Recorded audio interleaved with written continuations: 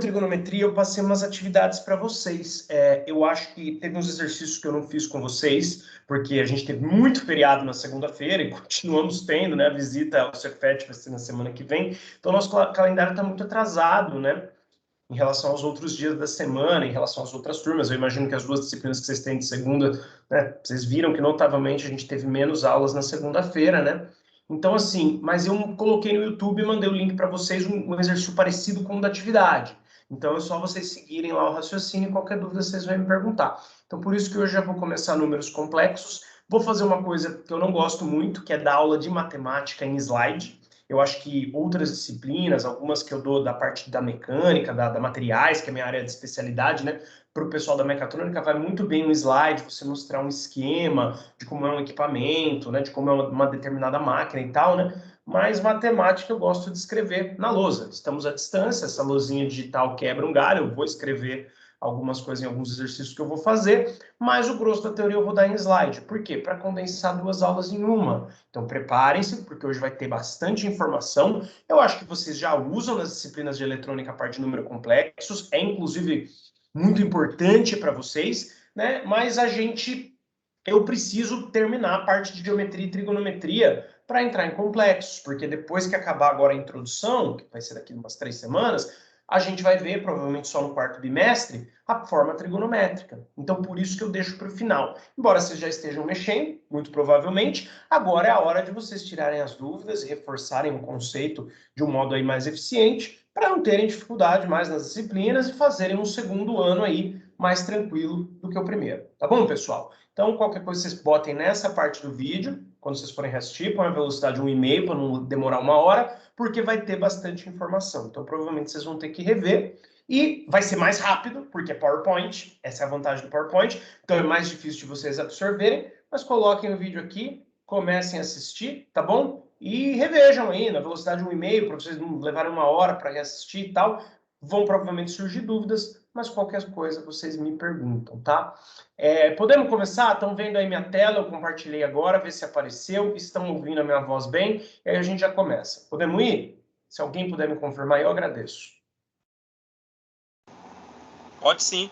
Beleza, obrigado, Rodrigo. Vamos lá então, pessoal. Vou começar contando para vocês a historinha, né? De como é que surgiu essa ideia de números complexos, como é que surgiram todos os números ali. Se o Teams deixasse eu mostrar o meu PowerPoint inteiro, né? Sem esse troço aqui que eu não sei tirar, agora saiu, eu vou começar o primeiro slide falando de uma maneira bem resumida dos conjuntos numéricos, da relação da humanidade com os números ao longo da história. Claro que eu não vou botar datas aqui, eu vou mais divulgar ideias, né, na ordem que elas foram acontecendo. Os primeiros números que surgiram foram os números naturais, tá? Foi o conjunto dos números naturais, que era aquela ideia. Você tinha uma quantidade de animais, você contava os seus animais, você tinha uma quantidade de plantas, você contava as quantidades de planta. São os números que a gente usa para contar, tá? E para ordenar também, né? São os números cardinais, que são da contagem, e ordinais, que são para ordenar. Mas são todos números inteiros, ou seja, não são frações, não são números com vírgulas e não são números negativos. É o número que você pode ter realmente de vacas num pasto, número de pés de café numa plantação de café. Não dá para isso ser número quebrado e nem negativo. Então, dentro do conjunto dos naturais, nós temos os números inteiros positivos, tá? Como, por exemplo, o número 1. Isso aqui é uma notação de conjunto, tá? Quando eu faço essa bolinha e esse N aqui, eu quero dizer que essa bolinha representa um saquinho onde eu vou pôr todos os números naturais dentro. E esse pontinho é para falar que esse 1 é um elemento do conjunto. É claro que a gente não vai desenhar aqui todos, porque não vai caber. Mas vou desenhar alguns dos elementos dos naturais, né, do conjunto dos números naturais, para representar para vocês. Então, o número 1 está aí dentro. O número 9 está aí dentro. O 0 também está aqui dentro. O 4 está aí dentro. O 48 está aí dentro. O 1224, o 1.500.300, todo número positivo, que não é número com vírgula e nem fração, está aqui dentro, tá? Só que ao longo da história da humanidade começaram a surgir os bancos também. Então foi necessário aí criar um número que representasse a dívida. Por exemplo, vamos falar de hoje em dia, né, para ficar mais fácil o exemplo. Você tem no seu cartão, na sua conta bancária, R$7.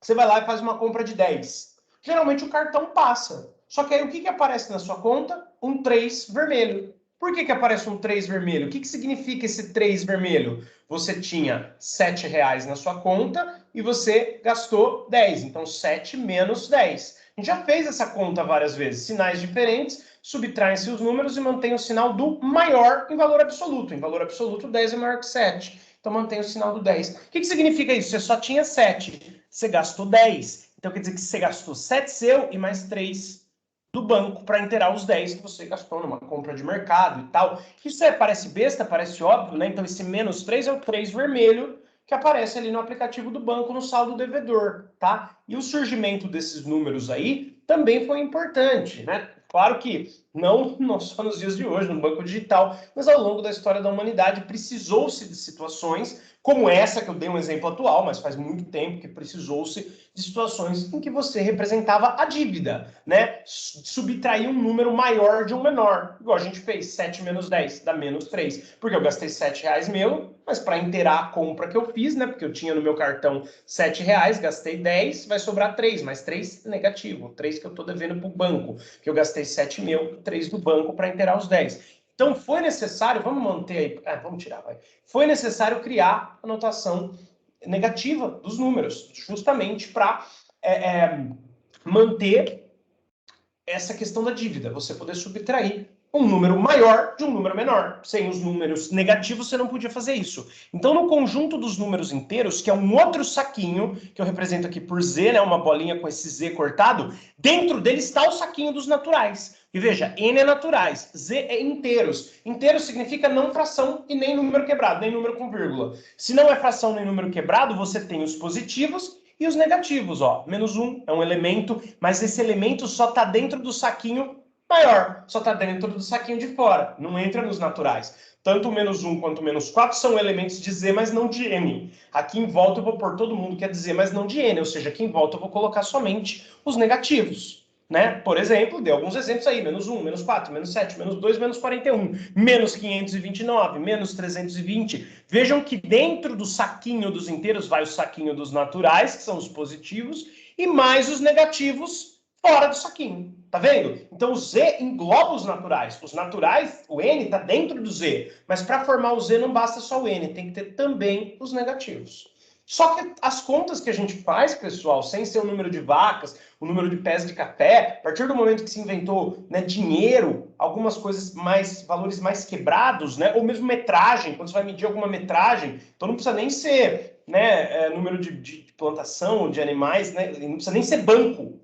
Você surge números quebrados, então você precisa dos números quebrados representados também. Então surge mais um conjunto, o conjunto dos racionais. Racionais são aqueles que podem ser escritos em forma de fração. Então N e o Z também. Então é o que, né? Essa parte toda aqui, ó, essa parte aqui a gente vai falar depois, o quadradinho e o círculo a gente também vai falar depois, mas essa parte fazer a gente vai falar depois, mas o importante é esse contorno aqui, ó, essa parte reta e esse lado. Esse é o conjunto Q, é o conjunto dos racionais. Dentro desse saco maior, né, desse terceiro saco, vamos dizer assim, estão todos os números que podem ser escritos em forma de fração. Eu também já falei disso com vocês. Naturais inteiros são números que não são frações, são denominadores. Todo número, numeradores, perdão. Todo número que não tem denominador, na verdade, está sobre 1. Então, isso é uma fração. Menos 1 sobre 1, menos 4 sobre 1, menos 7 sobre 1, menos 2 sobre 1, menos 41 sobre 1. Só que a gente não vai ficar escrevendo sobre 1, porque é bobeira. Mas vejam, N está dentro do quê? Porque todos os elementos de N, os 5 que eu representei aqui, mais os infinitos outros,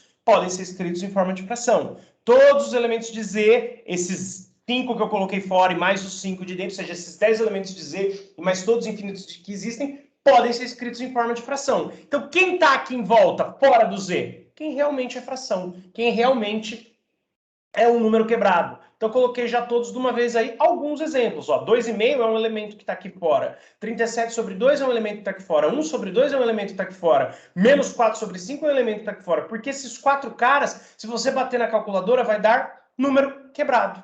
As dízimas periódicas, por exemplo, 0,33333, tenho certeza que vocês já fizeram uma conta que deu esse resultado aqui. Essa é a fração 1/3, tá? Então, as dízimas periódicas, que são aqueles números com vírgulas em que o número se repete, elas podem todas ser escritas em forma de fração. Infelizmente, nós tivemos pouco tempo aí para falar de matemática básica, mas se alguém tiver alguma dúvida, que vocês usam muito calculadora, então isso é menos necessário, né? Mas se alguém precisar de uma aula sobre como transformar a dízima periódica em fração, não deixe de me dar um toque, tá? Que eu tenho material, eu preparo uma aula sobre isso, coloco no YouTube, é bom que eu disponibilizo para todo mundo. Mas eu pulei matemática básica pelo fato de vocês usarem calculadora, então é mais legal para o curso técnico a gente ficar na geometria, na trigonometria e agora nos números complexos, que vai ser mais útil para vocês, tá? Então, todo número com vírgula, né, se ele for finito, se você digitar na calculadora de 2 casas, 3 casas depois da vírgula, ele pode ser escrito em forma de fração. Você obteve ele provavelmente da divisão de 2 números inteiros. Mas se ele for um número que não acaba mais, como esse 33333,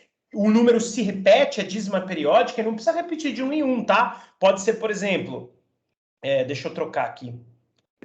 Pode ser, por exemplo, 0,9292929292. Opa, faltou 9. É também uma dízima periódica, também pode ser escrito em forma de fração, tá? Só que aí começaram outros problemas. Aí isso foi na Grécia Antiga, a primeira vez que apareceu. Os caras já tinham, beleza, o número para contar número de vaca e número de café, de pé de café, número para representar as dívidas e número para representar quantidades quebradas. Um tamanho quebrado de uma cerca, né? Um tamanho de uma cerca, não de uma cerca quebrada, mas o tamanho de uma cerca, do envolto de um terreno, que às vezes não ia dar número redondo, não ia dar conta redonda, né? Então precisou disso, mas na geometria surgiram alguns problemas, tá? Alguns problemas, por exemplo, a diagonal do quadrado. Lá na Grécia Antiga, eles foram calcular a diagonal do quadrado, não importa o tamanho desse quadrado, vamos dizer que ele meça 1, né? O quadrado tem os 4 lados iguais, a gente já viu isso também, mas eu vou me preocupar mais com esses dois. A gente pode calcular a diagonal do quadrado por Pitágoras, ó, porque esse triângulo de baixo, com esse ponto como vértice, esse ponto como vértice e esse ponto como vértice, é um triângulo retângulo. E por Pitágoras, vocês vão tirar que essa diagonal aqui, ó, é raiz de 2. Tá? Vocês vão tirar que essa diagonal é raiz de 2. E raiz de 2 não é uma dízima periódica. Você pode bater aí na sua calculadora. Raiz de 2 vai dar 0,414. Ah, mas... E mais uns números aí. Eu só sei até o segundo 4. Mas o 4 repetiu, André. É 1,414. Mas não tem uma ordem de repetição. Quando não tem ordem de repetição, não tem jeito. Não dá para escrever em forma de fração. Em outro lugar que isso apareceu foi na razão da circunferência do círculo pelo diâmetro. O que quer dizer? O que eu quero dizer com isso? Ó, o diâmetro é todo isso daqui, ó, é a corda que passa pelo centro. Corda é um segmento que corta o círculo em 2 de seus extremos, tá?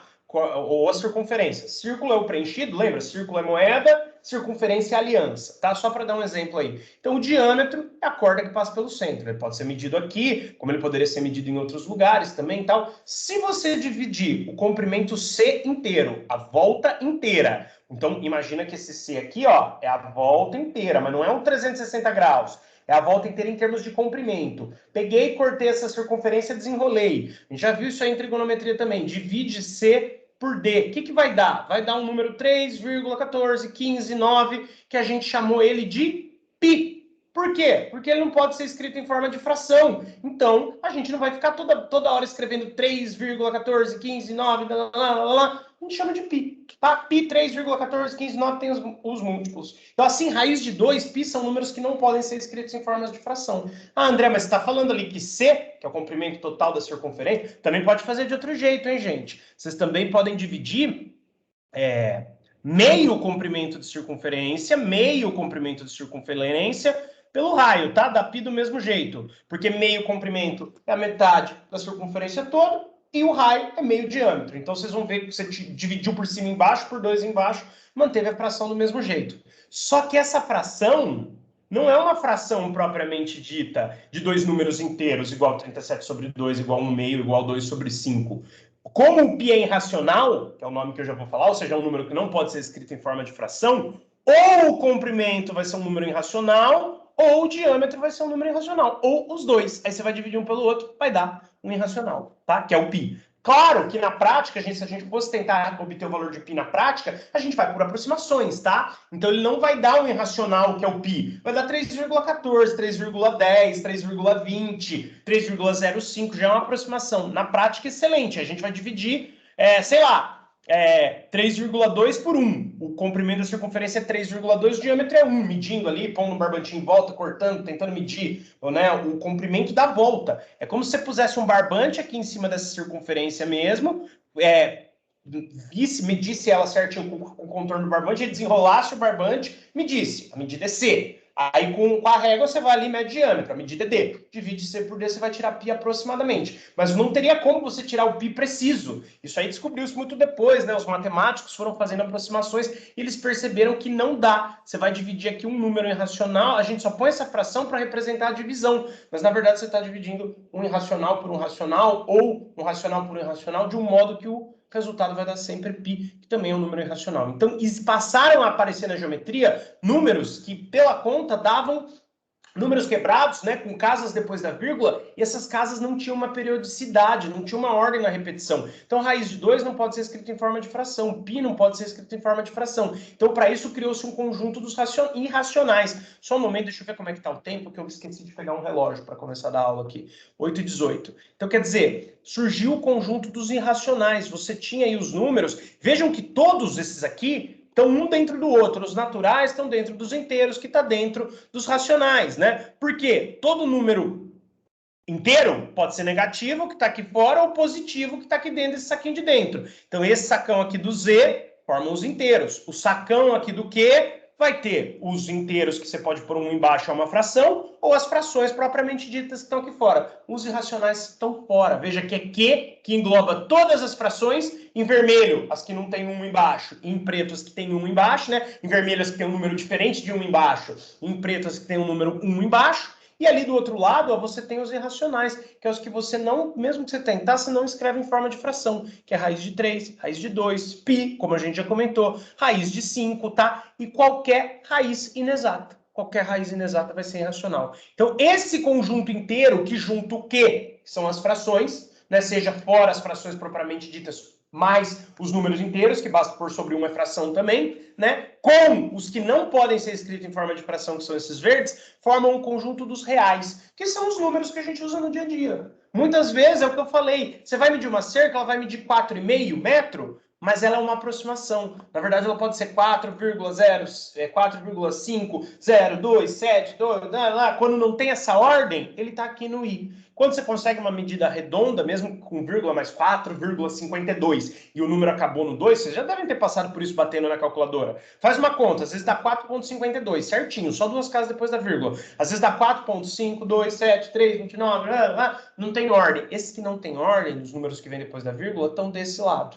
E os que tem estão daquele lado, tá? Só que chegou um momento que essa matemática só não era suficiente. Para alguns casos, né, para o estudo da matemática pura, você tem alguns exemplos que só esses números não eram suficientes. Você precisou introduzir novos números. E o pessoal da engenharia elétrica, né, da física elétrica, descobriu, né, da eletricidade, a parte da física que se chama eletricidade, descobriu que esses números tinham uma aplicação.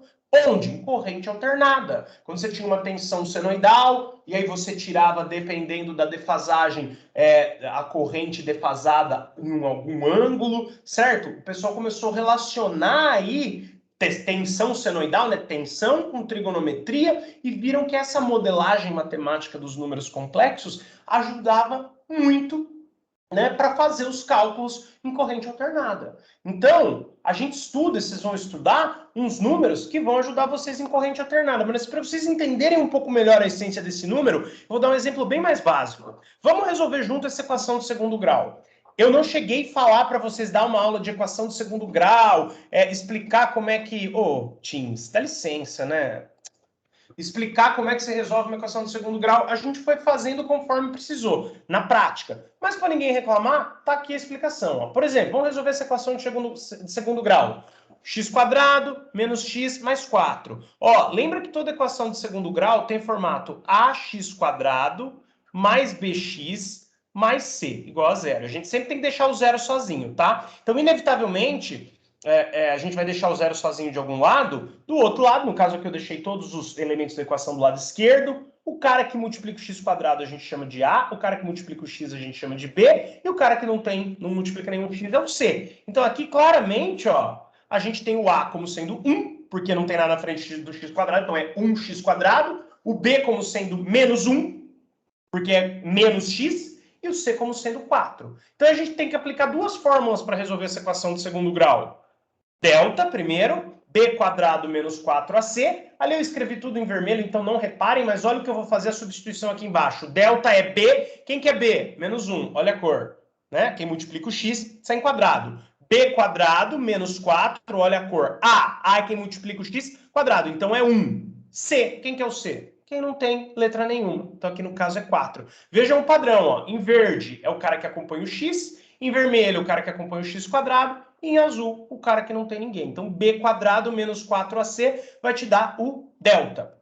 Como é que eu resolvo isso aqui, ó? Menos 1 ao quadrado, como é tudo ao quadrado, menos tá ao quadrado, menos some. A gente já falou disso também. Expoente par, resultado positivo. Mais 1. 4 vezes 4. 4 vezes 1, 4. Vezes 4, 16. Sinal de menos, mantém o sinal de menos. 1 menos 16, é aquela ideia. Subtrai os números e mantém o sinal do maior. A gente tem um delta negativo. Vocês já devem ter passado por isso. Fazer uma equação de segundo grau, né, alguma vez na vida de vocês, que tinha um delta negativo. E aí o que a gente fala? Não existem raízes reais. Por quê? Porque isso aqui ainda não é o resultado. Esse delta é uma passagem para achar soluções dessa equação. Segundo grau é assim. Primeiro grau não, é só isolar o x. A gente já fez isso várias vezes em geometria e trigonometria. Mas segundo não, você tem que aplicar a formulinha. E a formulinha do delta é só uma passagem. A fórmula para resolver mesmo, essa é a fórmula de Bhaskara. X é igual menos b, mais ou menos, quem nunca entendeu isso eu vou explicar aqui embaixo, a raiz de delta sobre 2a. Então, de novo, nós vamos substituir em outra fórmula. Quem que é o b? O b é menos 1, coloquei ele aqui, mas é menos b, ó.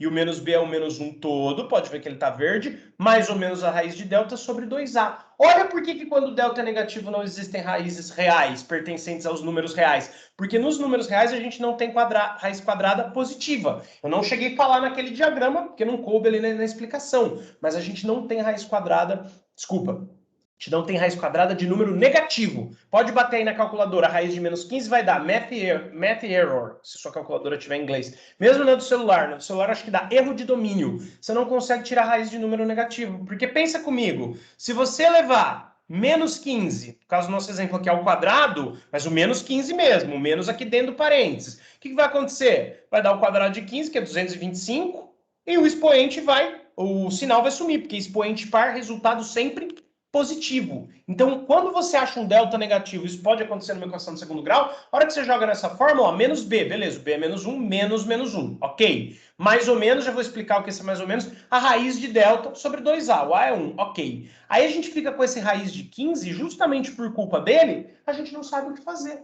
Porque menos 15 elevado ao quadrado é 225. Então, quando você tira a raiz, né, de 225, por definição, ela é 15, tá? Mas se você falar x quadrado igual 225, para quem não entendeu, 225 é 15 vezes 15, tá, gente? Bate na calculadora aí. X quadrado é 225, você tem duas possíveis respostas. Ele pode ser mais 15 ou ele pode ser menos 15, porque substituindo menos 15 aqui também dá 225. Então, quer dizer, o menos 15 ao quadrado fica positivo, né? Ah, mas aqui é raiz de 15, né, gente? Não tem nada a ver o exemplo, mas ok, eu acho que deu para vocês entenderem a ideia. Por exemplo, se você tem um exemplo mais fácil, x quadrado igual a 4. O x pode ser mais 2, como obviamente você põe ali 2 ao quadrado é 4, ou o x pode ser menos 2, porque esse menos vai estar, o expoente vai estar em tudo, no 2 e no menos. Então, quando você levar menos 2, considerando o expoente em tudo, vai dar 4, expoente par resultado positivo. Então, qual que seria, né, vamos dizer assim, a raiz de 4 ok, é 2, e a raiz de menos 4 é menos 2? Não, porque menos 2 vezes menos 2 também dá mais 4. Essa que é a ideia. Você não consegue tirar uma raiz de um número negativo, porque sempre que você levar ao quadrado vai dar positivo. Então, você está ali com a raiz do menos 15, o que você faz com isso? Até então, não se sabia. Até que na elétrica precisaram da matemática complexa e precisaram começar a mexer com esses números. E é isso que a gente vai ver hoje. Mas precisava introduzir aí até, né, a gente chegar. Então eu fiz esse desenho aqui, lá na outra lousa, que ele está um pouco distorcido porque eu diminuí ele um pouco, mas isso não tem problema, não precisa ser um círculo certinho, a ideia é que seja um saquinho. No N, todos os números positivos. No Z, os positivos que já estão no N e mais os negativos que estão aqui em volta. No Q, todas as frações estão dentro do Z, os não frações, né, mas pode pôr um embaixo, né? Todo mundo que não tem denominador, na verdade tem denominador, ou seja, a parte de baixo, 1. E aqui, os racionais, as frações propriamente ditas, e nesse canto os irracionais. Tudo formam os reais. Só que isso aqui não compreendia raiz de número negativo, porque qualquer número que você levar ao quadrado vai perder o sinal. Raiz de menos 25. Não é menos 5. Não é menos 5, porque menos 5 ao quadrado dá mais 25. Não sei se vocês estão entendendo, agora dissocia um pouco de lá numa lousa limpa, né? Por exemplo, qual que é a raiz de mais 25? Ok, aqui é 5. Agora, qual que é a raiz de menos 25? Você vai falar automaticamente, é menos 5. Não, errado. Por quê? Olha por quê.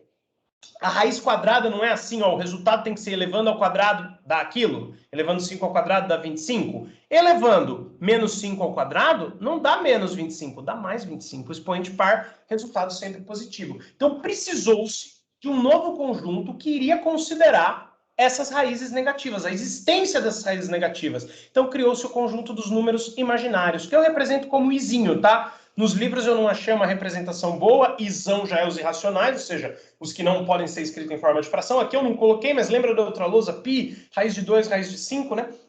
No i, dentro do i estão os números imaginários puros, que são a raiz de números negativos. Esse nome imaginários é muito bom, porque você tem que imaginar ele. Ele não vai existir, ele não vai dar um resultado na calculadora. Você tem que imaginar, supondo que exista um número, imaginando que exista um número que é a raiz de menos 5, eu represento ele assim, raiz de menos 5. Não tem um número que você pega e leva ao quadrado e dá menos 5. Não tem. Mas você vai imaginar que tem. E isso vai ser útil para vocês. Por isso, números imaginários. Raiz de menos 1. Qualquer raiz de número negativo está aqui nos números imaginários, tá? Eles estão aqui. Aí você tem, pessoal, números que são uma mistura de um real com um imaginário puro, tá? Olha aqui, ó, uma parte real e um imaginário puro. Esse outro aqui, uma parte real e um imaginário puro. Então aqui, ó, nesse círculo você tem os imaginários puros. Ali no círculo azul, na verdade na elipse azul, você tem os reais. E aqui fora, em volta, ó, você tem os imaginários não puros,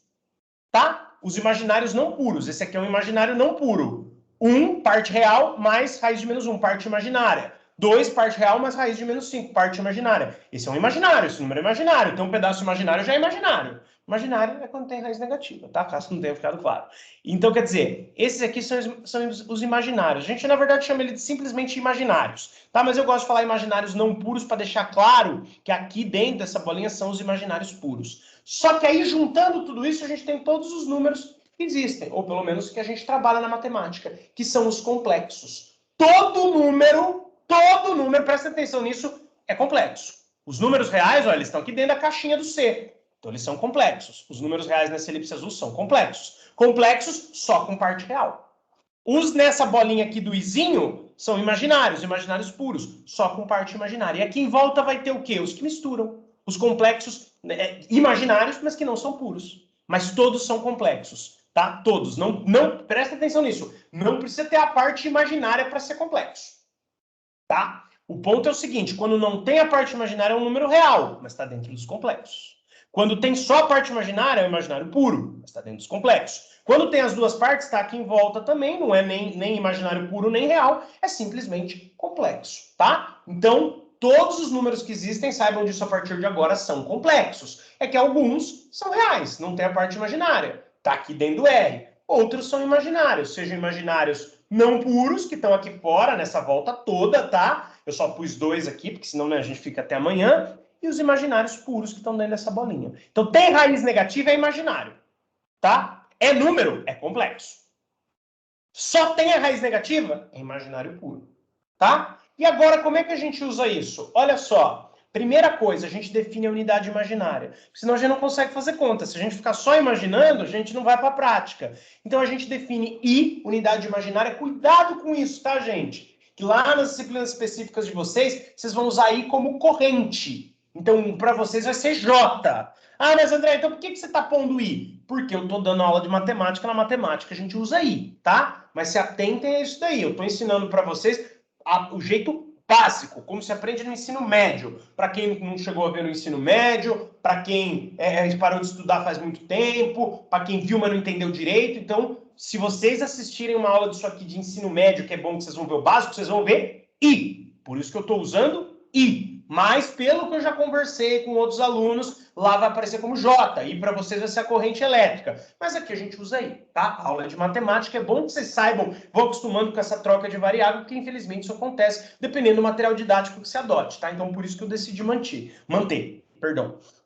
Então, I é a raiz de menos 1. É como se fosse a unidade imaginária. É o menor número imaginário, sem considerar com quebrado, por que não pode ser menos raiz de 2,20? Não.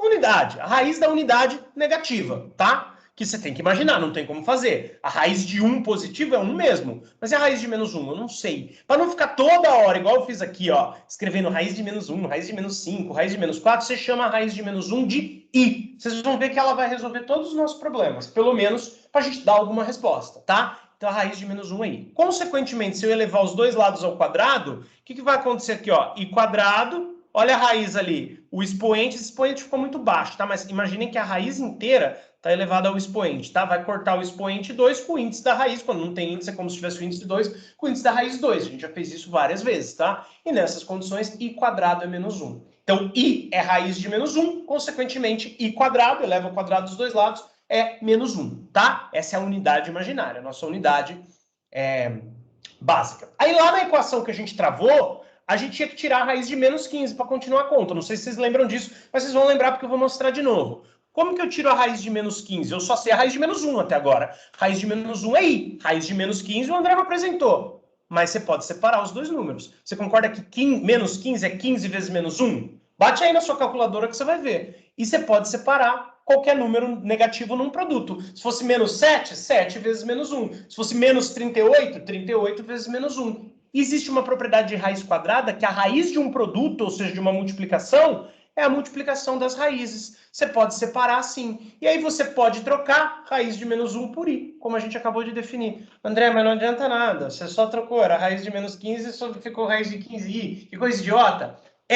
Parece idiota falando assim. Mas quando a gente começar a fazer mais exercícios, vocês começarem a ver a aplicação, vocês vão ver que é interessante, tá? Que é só um exemplo para dar uma provocada aí num problema algébrico que surgiu. Para vocês não importa muito o problema algébrico que surgiu, mas importa a aplicação. Então, preste atenção aí no desenvolvimento do raciocínio para tirar algumas dúvidas, para vocês conseguirem aplicar isso aí legal na área de vocês quando for usar em corrente alternada, tá? Então, raiz de 15i. Como? A gente separou o menos 1 do 15, aí separou raiz de 15 raiz de menos 1, raiz de menos 1 a gente conhece. E raiz de 15, mesmo que seja quebrado, é um número real. Você vai bater na sua calculadora, vai te dar um número aí entre 3 e 4, 3, alguma coisa, tá? Pode fazer aí que vai dar um número entre 3 e 4. Então agora a gente tem aí um número real vezes i.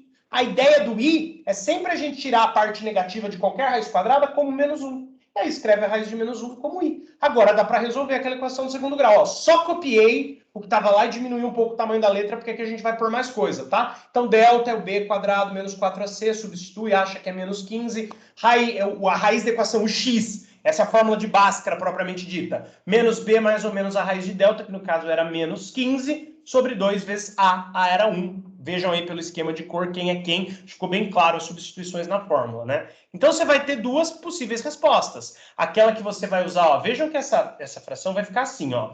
Menos 1 vai dar mais 1 aqui, né? Nessa parte aqui. E aqui embaixo, 2 vezes 1, 2. Então, a gente vai ter uma possível resposta que vai ser 1 mais a raiz de menos 15, que a gente já viu lá, né? A gente já viu na lousa anterior, por isso que aqui eu fiz a passagem direto, que a raiz de menos 15, para quem não lembra, ó, vou voltar, é 15i, tá? Quem não entendeu essa passagem, vem me perguntar depois, porque isso é importante, tá? É raiz de 15i, perdão. É raiz de 15i. Então, você vai ter duas possíveis respostas. É isso que significa esse mais ou menos da fórmula de Bhaskara, que a resposta se ramifica em duas. Uma que você usa o mais, então, ó, menos 1 é mais 1, 2 vezes 1 é 2. Raiz de menos 15 é raiz de 15i. Então, 1 mais raiz de 15i sobre 2. Como é a mesma conta embaixo, você só vai mudar esse sinal do meio, 1 menos raiz de 15i sobre 2. Agora, você tem duas possíveis soluções para essa equação, que a gente não tinha. Ah, André, mas não mudou nada. Só botou um i aí no meio porque não tinha como calcular a raiz de menos 15. Isso! É isso que é números complexos. Você tem uma raiz negativa, raiz de menos a. É raiz de a vezes i. Acabou! Isso é números complexos. A introdução, o início, tá? Então, você pode escrever a solução de um modo formal, ó. A mesma coisa que está aqui, eu escrevi aqui embaixo. Você, como é uma soma, você pode quebrar em duas somas, né? De duas frações com o mesmo denominador. Que lembra da regra, ó? Denominador igual. Aqui, eu pus o i aqui embaixo, mas lembra, quando eu estou multiplicando uma fração por uma letra, a letra só multiplica ou o número, sem denominador, só multiplica o de cima. Então, isso aqui dá para você juntar lá em 1 mais raiz de 15i sobre 2, igualzinho estava aqui. Só que eu separei a resposta. Vocês vão ver que eu separei, quebrei em duas frações. A primeira fração é 1 sobre 2 e a outra é raiz de 15i sobre 2. Mesma coisa no negativo. Ó. Quebrei em 1 sobre 2 menos raiz de 15i sobre 2. Essa é a resposta. Vocês já vão ver por que eu quebrei desse jeito. Ah, André, porque você gosta de complicar. Não, tem um motivo, tá? Para eu não dar a resposta assim e nem assim. E sim eu dar ela separadinha. Ó. Meio mais raiz de 15i. Esse i tá multiplicando raiz de 15, tá? Assim é só para ficar mais bonito. Meio mais raiz de 15i sobre 2 menos meio menos, né? Porque é a segunda aqui, raiz de 15i e sobre 2. Ponto e vírgula é só para separar uma solução da outra, uma resposta da outra, tá? Vocês vão ver por que eu quebrei. Vejam que eu separei numa fração que não tem i multiplicando e numa somada com uma que tem. Aqui uma que não tem i multiplicando subtraída com uma que tem. Isso é porque, vai estar no próximo slide, tem a ver com a forma dos números complexos, tá? Mas antes da gente dar a forma dos números complexos, agora que vocês já entenderam o que é o i e onde que ele entra em alguns cálculos que foram problemas aí da humanidade, eu vou mostrar para vocês um macetinho das potências de i, tá bom, gente? Um macetinho aí das potências de i. Vocês vão ver que a potência de i ela é muito simples, porque isso aqui é como se fosse um número 1 imaginário, né? Então, o número 1 elevado a qualquer potência é sempre 1. Aqui a gente, infelizmente, vai ter uma pequena mudança, mas vocês vão ver que isso aqui é bem simples. É só aplicar a regra prática, vocês não vão precisar pensar. Mas eu vou passar esse slide ensinando pensando. I elevado a zero. Por mais que o i seja estranho, seja um número estranho, qualquer número elevado a zero é 1. E o i respeita essa regra, tá? I elevado a 1. Qualquer número elevado a 1 é ele mesmo, tá? Se vocês não viram isso em potenciação, bate aí na sua calculadora. Pega um número qualquer. 5 eleva a 0. Você vai ver que vai dar 1. 5 eleva a 1. Você vai ver que vai dar 5. Então, qualquer número elevado a 5, mesmo que seja um número imaginário, como é o caso do i, 5 não. Qualquer número elevado a 0, mesmo que seja um número imaginário, dá 1. E qualquer número elevado a 1, mesmo que seja o i, dá ele mesmo. Tá? Partindo desses dois, a gente vai deduzir todos os outros. Ah, por que só vai até o 7, André? Vocês vão ver, tá? I ao quadrado, a gente definiu, calculamos algumas lousas atrás. Se I é a raiz de menos 1, I quadrado é menos 1, tá? Estava escrito, inclusive, numas lousas atrás, I quadrado é menos 1. I ao cubo? I ao cubo eu não sei. Isso aí não está nem na dedução desses dois, que vem da definição. Qual coisa elevada a 0 é 1, qual coisa a 1 é ela mesmo. E I quadrado, que a gente já escreveu umas lousas atrás, esse eu vou ter que me virar para calcular. Como que eu faço? Não sei se vocês lembram daquela ideia, que bases iguais somam-se os expoentes. Então, i ao cubo, eu posso escrever como i elevado a 1 vezes i elevado a 2. Multiplicação de potências de mesma base soma os expoentes. Para quem não lembra essa regra, ó, um rabisquinho aqui, ó. Se você tiver x elevado a sétima vezes x elevado a 10, bases iguais está multiplicando, você mantém a base e soma os expoentes. É uma regra da multiplicação. Só que ali eu fiz o caminho contrário. Por quê? Porque i ao cubo eu não conheço. Mas i a 1, aqui é como se tivesse um 1, né? E i a 2 eu conheço. Tá ali em cima, ó. É só eu substituir. I a 1, que é o i puro, acabei de substituir ali. É i mesmo. E i a 2 é menos 1. Então aqui dá menos i. Eu vou fazer esses 4 na mão assim, na verdade, no PowerPoint, né? São os últimos que eu vou fazer. Porque da próxima lousa para frente a gente só vai aplicar a regra prática, tá? Vocês nunca mais vão precisar pensar nisso. Mas eu preciso passar pelo menos uma vez. E a quarta, seguindo a mesma regra, como 3, ó, é 1 mais 2, e a quarta é i a 2 vezes i a 2, né? Bases iguais, somam os expoentes. Se você fizer isso, mantiver a base, somar os expoentes, você volta no 4. Mas por que é interessante separar? Porque i a quarta eu não conheço, mas i quadrado tá aqui, ó. I quadrado é menos 1. Como i a quarta é i quadrado vezes i quadrado, é menos 1 vezes menos 1.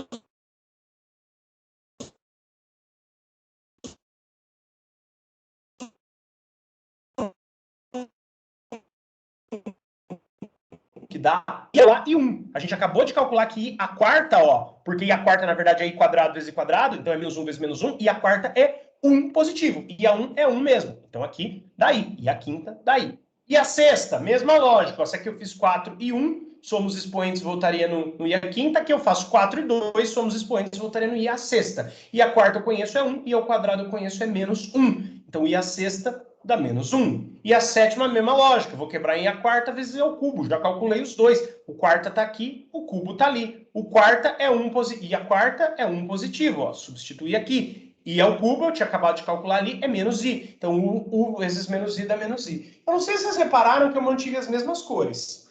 1, i, menos 1, menos i. Quem quiser testar, com o i a oitava, i a nona, i a décima e i a 11ª, vocês vão ver que vai dar 1i menos 1 menos i. Nos números complexos, essa sequência se repete a cada 4 números. Sempre vai se repetir infinitamente, tá? Então, por exemplo, se você tiver que calcular i a 1000, como é que você vai fazer? Você vai pensar o seguinte, ó. Qual deles é mais simples aqui?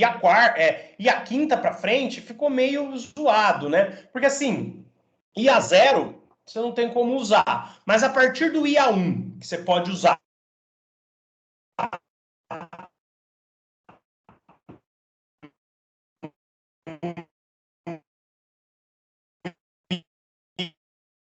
e a parte imaginária. Eu usaria a quarta, tá? Eu usaria a quarta potência. Então, eu escreveria esse 1000 aqui, ó, como um produto de várias potências de a quarta, porque aqui todo mundo é 1. 1. Mas quantas vezes isso vai se repetir? Você tem que fazer a conta, tá? Se você dividir 1000 por 4, você vai obter aí, pode fazer na calculadora, vai dar 250.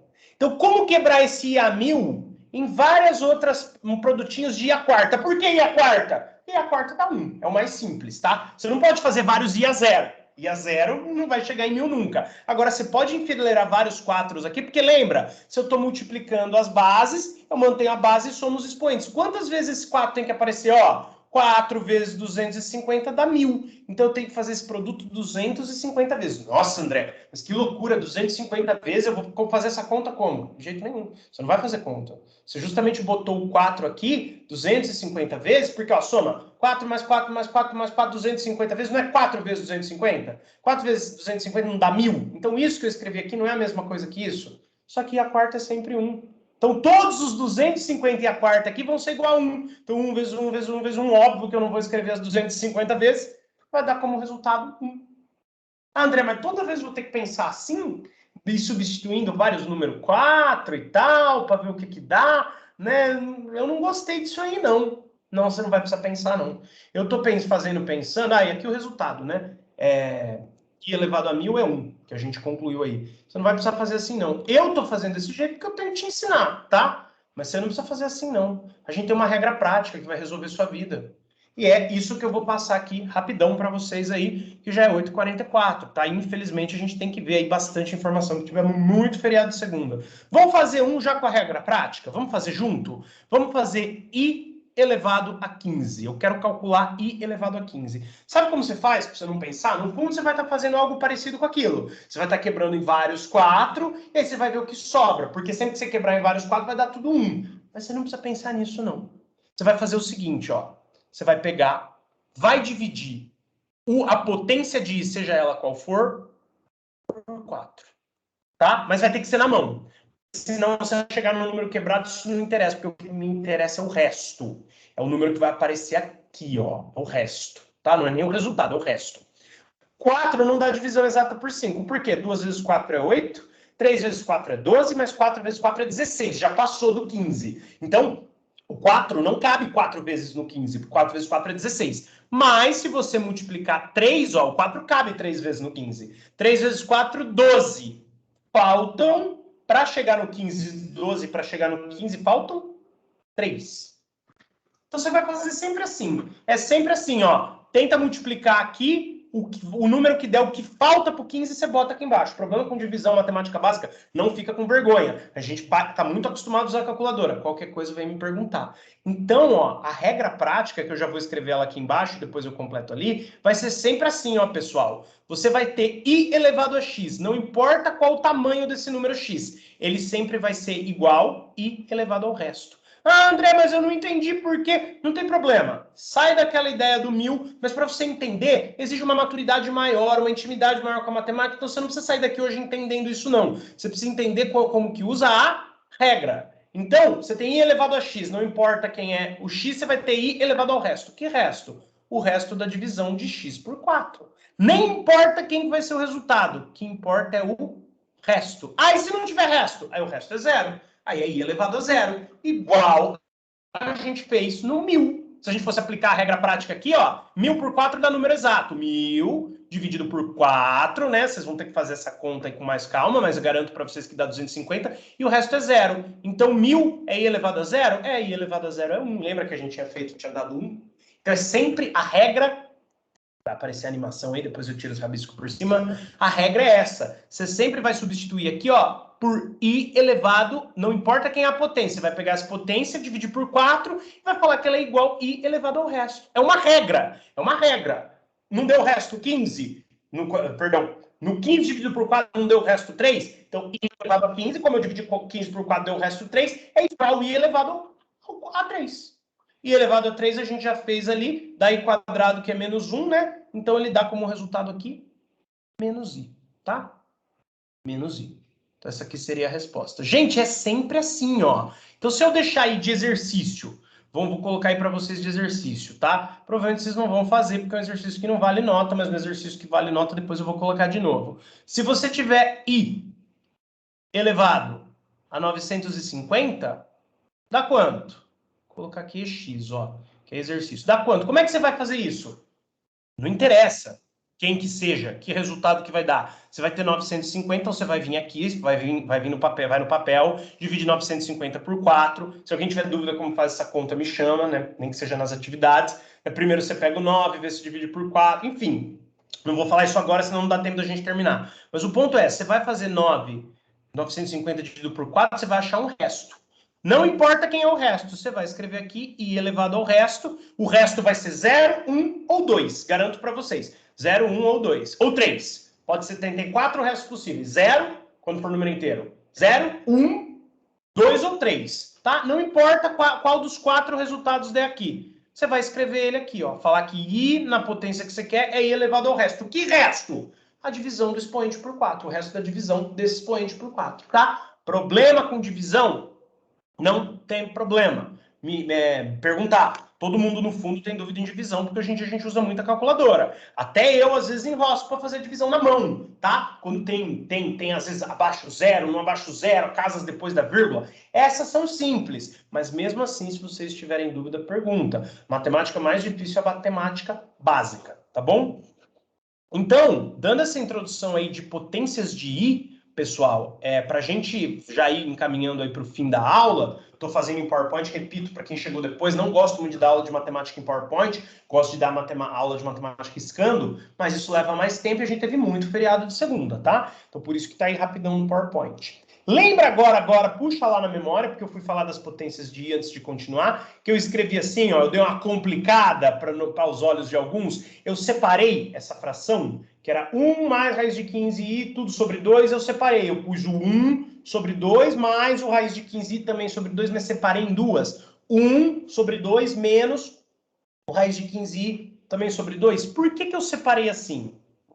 Agora vai todas as animações de novo, rapidão aí, tá? No vídeo vocês pulam essa parte, tá bom, pessoal? Então, aqui a regrinha, tá? Anotada aí. Então, é sempre divide por 4 e põe o resto, tá? Pode ser i elevado a 1 milhão. Você vai dividir 1 milhão por 4 e falar que i elevado a 1 milhão é igual a i elevado ao resto. Que resto? Da divisão de 1 milhão por 4, tá? A forma que a gente vai escrever os números complexos é sempre essa. Z é o número complexo, tá? Então, não deixem isso te confundir. Esse cara é um número complexo. E esse aqui também. Tá? É duas formas de escrever a mesma coisa. Z igual a mais BI. A mais BI é um modo de escrever os números complexos. Z é outro modo. Então, obviamente, as duas coisas são iguais.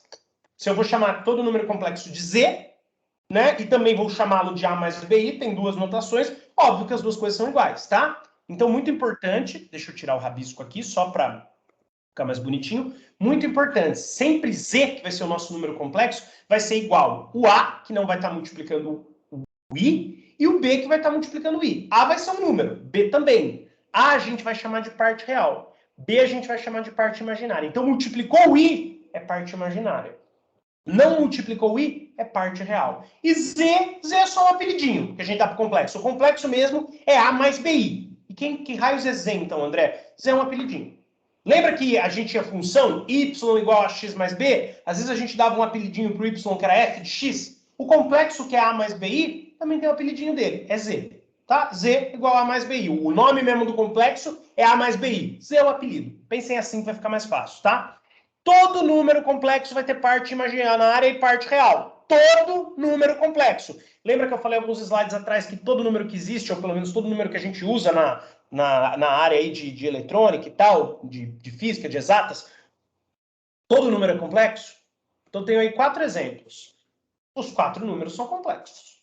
Todos têm parte real e todos têm parte imaginária, eu provo para vocês. Vamos começar a fazer a A e a C, que estão um pouco mais diretas, igual a gente falou ali. Não é um número A mais BI, não é um número qualquer que não multiplica o I, mais um outro número qualquer que multiplica o I. Pelo menos no A e no C. Depois a gente vê o B e o D. Então, ó, você tem aqui, ó, a parte real. Então, o seu A, na ideia do A mais BI, é igual a 1. A parte que não multiplica o I, que é o A, que é a parte real, é igual a 1. Você também tem a parte imaginária, porque aqui você só tem I, ó. Então, é como se tivesse 1 multiplicando. Então, o seu B aqui também é 1, ó. Parte real, não tinha cor laranja aqui, mas esse amarelo está próximo do laranja. Estou mantendo um padrão de cores, ó. Parte real, quem não multiplica o I. No exemplo, 1 mais I, quem não... Perdão. Quem não multiplica o I é esse 1. Então, o meu A, a minha parte real, A, é o jeito que a gente sempre vai chamar a parte real para ficar mais fácil, é 1. Mas como é A mais I, eu também tenho 1 multiplicando o I. Quem multiplica o I, então, também é 1. Mas é esse outro 1 aqui, que é a parte imaginária. Nesse exemplo A, exemplo meio bobo, né? Tanto a parte real quanto a parte imaginária são 1. Um exemplo mais ilustrativo é o C, ó, que também está na cara. Quem que não multiplica o I? É o 5. Então, a minha parte real, ou seja, o A, é 5. Quem que multiplica o I? Quem multiplica é o I, é o 2. Então, o 2 é minha parte imaginária. Cuidado, hein? Cuidado. Minha parte imaginária aqui... Oh, meu Deus. Não vai fazer o outro risquinho igual, que coisa chata. Tem que fazer aqui um pouco mais para cima. A parte imaginária, você arrasta o sinal de menos. A parte imaginária é menos 2, ó. É esse número inteiro que multiplica o I. Então, tá multiplicando o I? É B, parte imaginária. Não tá multiplicando o I? É A, parte real. E os outros dois? André, a letra B só tem o A, a parte real. E a letra C só tem o B, a parte imaginária. É isso mesmo. É exatamente isso. Só que concorda que você pode escrever todo número, já que todo número é complexo, e todo número complexo é escrito na forma A mais BI, você deve poder escrever todo número na forma A mais BI. Então, o número real ele é escrito assim, ó, na notação de complexo. Ele mais 0i. Porque o zero mata o i. O zero zera, né? O zero é besta falar assim, mas o zero, zero i. Então fica só o 3. Fica só o 3. Da mesma forma também, esse outro também pode ser escrito. Ó, ele não tem parte real, então é 0 mais 4i. Quando não tiver parte imaginária, é o número mais 0i. Quando não tiver parte real, é 0 mais o número. Então aqui, ó, também dá pra gente ver quem é quem, ó. Olha aqui, ó. Quem não multiplica o i aqui no exemplo B? É o 3. Quem multiplica o i? Ah, André, não tem i. Tá, então teve que ter alguém para matar o i, né? Para justamente não ter o i. B, a parte imaginária é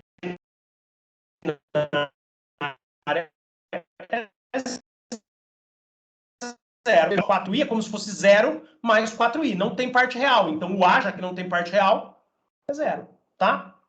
O B, já que tem a parte imaginária, é 4i. O B é 4. Tá? Vejam bem esses exemplos, pessoal, porque é coisa tonta, mas às vezes surge dúvida. Ó. Sempre quem não multiplica o i é o A, parte real. Quem multiplica o i é o B, parte imaginária. Vejam nesses dois exemplos. Ó. O cara que não multiplica o i no de cima, 1, no de baixo, 5. O cara que multiplica o i no de cima, 1, no de baixo, menos 2. Bem claro, parte real, parte imaginária. Veja, ó, esse não tem parte imaginária. Então, a parte imaginária, 0. Parte real está escrita lá. Esse de baixo não tem parte real, então a parte real, 0. Parte imaginária está escrita lá. O i não entra na parte imaginária, tá, gente? Não entra, pelo menos, no valor da parte imaginária. É um jeito de você identificar a parte imaginária. É sempre quem multiplica o i, tá bom? Aí, eu acho que com os diagramas e mais esse exemplo aí final, dá pra gente dar um bom resumo de quem seriam os números complexos.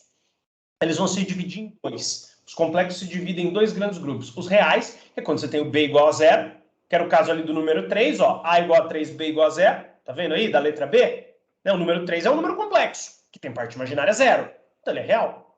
Então, os números complexos são reais. No caso, pensando na forma a mais bi, quando b é 0, quando b for 0, o número vai ser real. né? Pensando aí na forma A mais BI, quando B for zero, multiplico por zero, zerou, já era. Z, o complexo, é um número real, com parte imaginária igual a zero. Mas é um número complexo, tá? E aí, dentro dos complexos, além dos reais, estão os imaginários. Os imaginários, obrigatoriamente, eles têm B diferente de zero, tá? Porque se o B for zero, mata o I, ele se torna um número real. Continua sendo complexo, mas se torna um número real porque matou o I. Para ser imaginário, não pode matar o I. Tem que ter, portanto, B diferente de zero. Agora o A tanto faz. Se tiver B igual a zero, é real. Se tiver B diferente de zero, é imaginário. Mas no caso dos imaginários, você pode ter o A igual a zero e o B diferente, vai ser um imaginário puro. Era o caso do quê? Da nossa letra D ali, 4i é um imaginário puro. Por quê? Ele tinha A zero e B diferente de zero, tá? Ou você pode ter aí um imaginário, simplesmente imaginário, tá? O número que tiver a forma realmente A mais BI, que era o caso aqui no exemplo anterior dos nossos exemplos A e C, tá vendo? Ou tanto o A quanto o C tinham a parte real e a parte imaginária, eles tinham tanto A quanto B diferente de zero. Quando é assim, ele é simplesmente imaginário, ó. Tá vendo?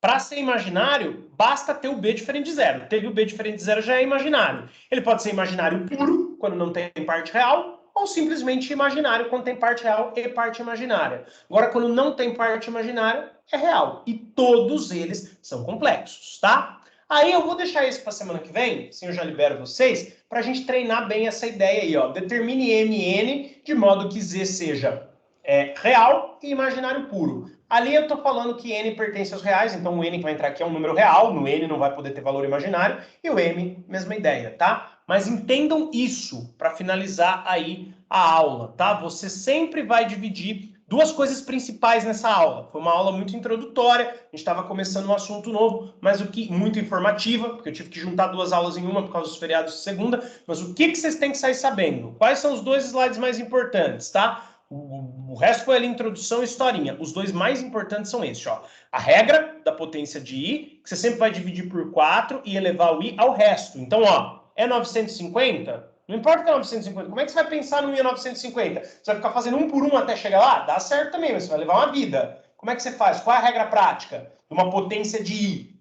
Divide a potência, seja lá qual for, por 4. Essa divisão vai dar um resto. Você põe I elevado ao resto, calcula, tá? Igual a gente fez ali, ó, com o... Oh, saco.